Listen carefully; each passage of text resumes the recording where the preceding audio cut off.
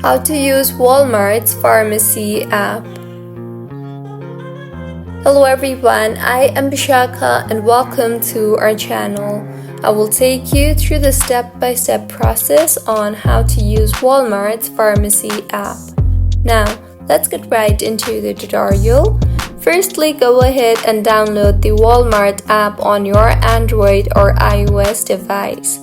Now, enter your walmart.com sign-in email and further tap on the Continue button. You will then see the Services option on the bottom right.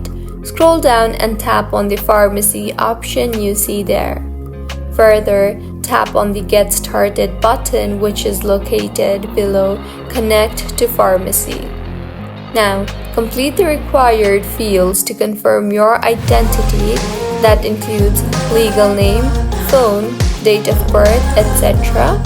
Finally, tap on the Continue button and create a 4-digit PIN to complete the verification.